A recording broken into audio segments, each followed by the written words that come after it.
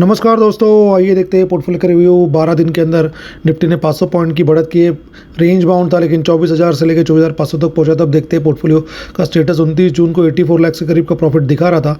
फिर अगर हम 12 जून को अगर प्रॉफिट देखेंगे तो वो था 88 लाख 60,000 के करीब। मतलब अगर आप देखेंगे कैलकुलेशन के हिसाब से 12 दिन के अंदर 4 लाख के करीब का, मतलब 4 लाख से ज़्यादा का ही प्रॉफिट दिया हुआ है पोर्टफोलियो में। आइए देखते हैं अपने क्या कर रहे हैं। एक्सिस मिड कैप अगर देखेंगे लॉन्ग टाइम से मेरे पास है 101% का रिटर्न्स आ चुका है। वही एक्सिस स्मॉल कैप के अंदर 126% का रिटर्न्स। तो इनको निकालने का दिल नहीं कर रहा है, बट बढ़िया परफॉर्मेंस दे रहा है। 50-60% का रिटर्न्स लास्ट ईयर भी दिया था।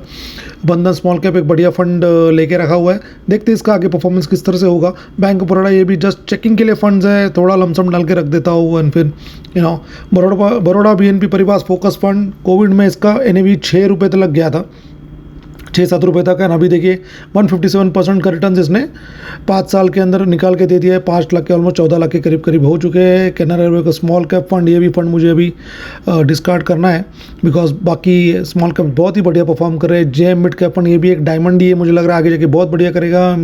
Kotak emerging equity fund one of the best fund, इसको तो मैं ज़िंदगी में निकालने वाला नहीं हूँ। मेरा एसेट का great consumer fund sectoral category एक बढ़िया फंड है, अच्छा परफॉर्म किया है। अभी कंज्यूमर थीम आते ही बहुत बढ़िया परफॉर्म भी करेगा।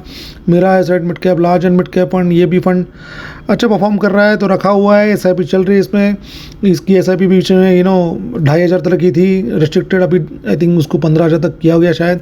मोतीलाल ओसवाल नास्डैक 100 फंड, ये एक फंड रखा हुआ क्योंकि पराग पारिक के अंदर जो फॉरेन का इन्वेस्टमेंट्स में बंद हुआ उसके बाद इसको मैंने एक्चुअली ऐड किया था। क्वांट एक्टिव फंड बहुत ही बढ़िया फंड है, मल्टी कैप फंड, और इसी फंड ने क्वांट को एक्चुअल की वजह से नाम बना था क्वांट का। मल्टी एसेट फंड भी मैंने रखा हुआ है अगले लंबे समय तक के लिए। SBI इक्विटी हाइब्रिड फंड बढ़िया फंड है, हाइब्रिड कैटेगरी का है। और SBI स्मॉल कैप, किसी की नए इन्वेस्टर को अगर जाना है तो SBI स्मॉल कैप को चूज़ कीजिए। टाटा स्मॉल कैप ये भी एक बहुत बढ़िया फंड रखा हुआ है मैंने।